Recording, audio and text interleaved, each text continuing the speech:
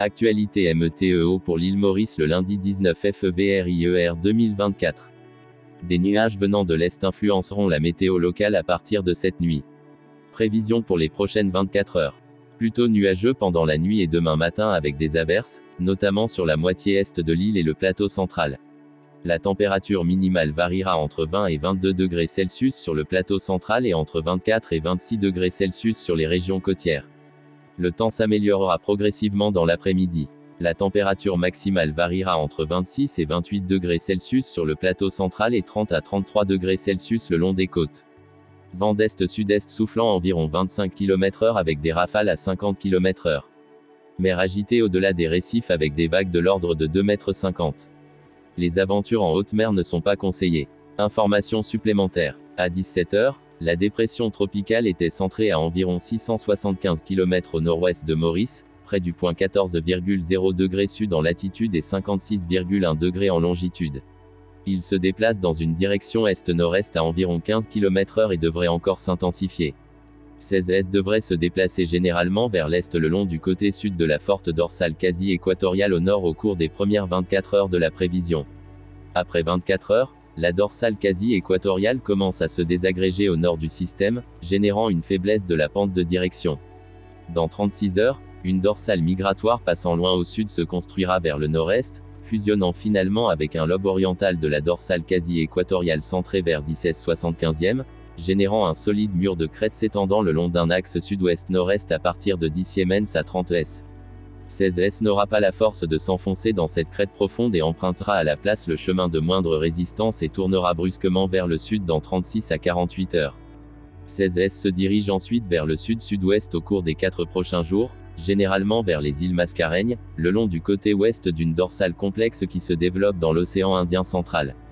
D'ici la fin de la période de prévision, un creux passant vers le sud érodera la crête de direction et affaiblira la pente, entraînant un ralentissement de la vitesse de la piste et un virage plus vers l'ouest dans 5 jours. En termes d'intensité, le système profitera de l'environnement favorable, mais sera relativement lent à s'intensifier pendant les premières 24 heures alors qu'il continue de consolider le vortex.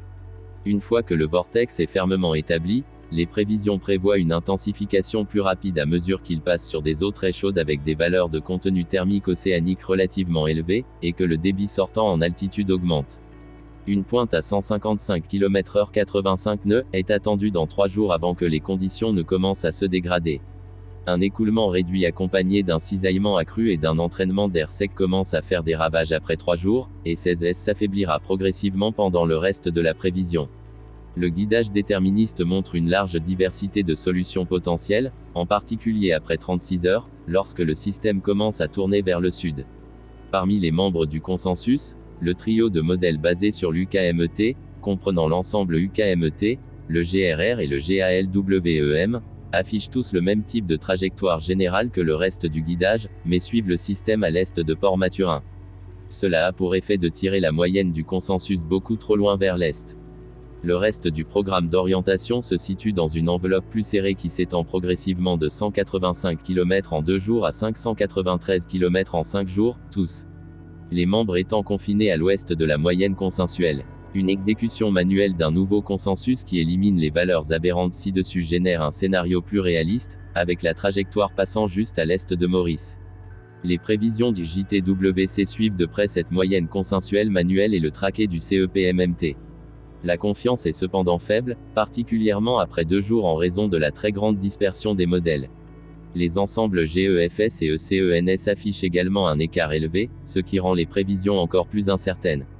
Les conseils d'intensité sont également mitigés, les conseils CHIPS basés sur un modèle global, les modèles COAMPSTC, NAVGEM, et HWRF montrant beaucoup plus d'enthousiasme que les autres modèles à méso-échelle tels que HAFSA et le COAMPSTC basé sur GFS.